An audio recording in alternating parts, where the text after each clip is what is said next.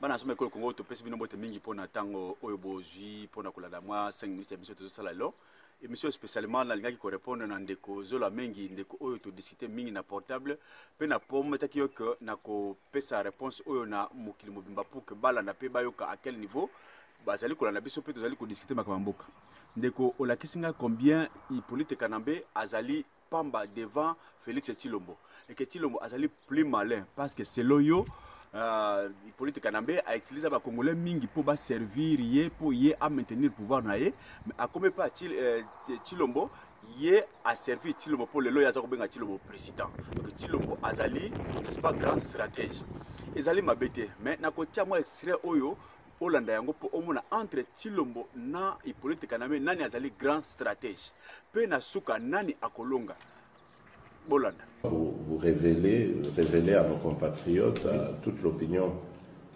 internationale, que Joseph Kabila a 3 plans dans sa gibecière. Le premier, bon, déjà au départ, il n'a aucune intention de quitter le pouvoir.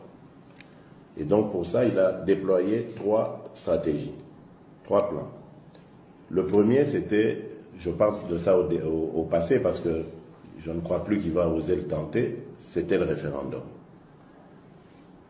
Là, sa mission était de tuer l'accord, de rendre donc la situation illisible et de venir avec le référendum.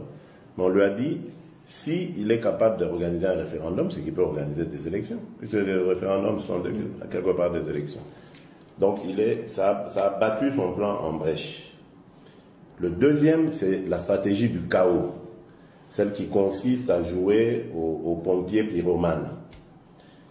Il met le feu, il n'y a plus d'interlocuteurs, il n'y a plus de possibilité d'intervenir, il met la MONUSCO dans de graves difficultés et il réapparaît maintenant comme la seule carte à même de pacifier le pays, etc. Ça, c'est le plan qu'il est en train de jouer aujourd'hui, dont on parlera. Parce que ce plan est en passe d'échouer. Et donc, lorsque ce plan échouera, il sortira le 3e, qui est le scénario que nous appelons à la Poutine. Ça, évidemment, ça consiste à garder le contrôle du processus électoral, ce qu'il fait toujours jusqu'à aujourd'hui, pour ensuite mettre un pantin qu'il aura choisi et qui va lui chauffer le siège pendant qu'il va se mettre un peu de côté. Et ce sera ce pantin qui sera le président de la République pour organiser évidemment son retour. Voilà les 3 axes sur lesquels Joseph Kabila est en train de se déployer. Olandi aspect ondeko. Tant Olandi mission on a tout kana bien. Na kati ya bango mbale azali stratège plus que l'autre. Ndeko to discuter mingi aspect oyo. Balobi bien que mabulu na kati ya mboka batimula kana mukuse. Pambate yomu to timulaki mbala muso ata échappé ndeko na ko koya mwana ko koya pe akwei azoki. Ou bien yomoko soko pe de contrôle na butu poko koya na libulu oyo moko timulaki. Libulu oyo batimoli Félix Tshisekedi yemoko ayebaki yango. Félix ayebaki yango alobi yango. Le patin bakoti ya patin pour que lobby sima lobby azonga na Félix Tshilombo pardon Kabila azonga n'est-ce pas reculer pour mieux sauter. Nani aza seko patin wana lelo.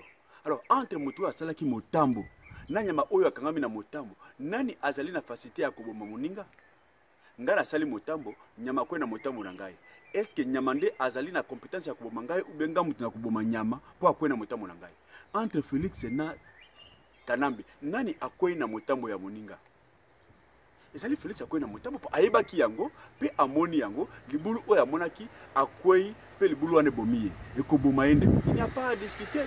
Tshilombo n'a pas un avenir. Félix Tshisekedi akokufa po akwei na motambo ya Kanambe. C'est Kanambe qui joue au maître maintenant et c'est Kanambe qui sera, n'est-ce pas, maître lobby simalobi. Il n'y a pas à discuter, avenir de Sabiso. Mais to boy to père de Tshilombo. Azali mona yamboka. Tshilombo ce qui a continué, il doit mourir parce que azali na kati ya motambo ya monguna.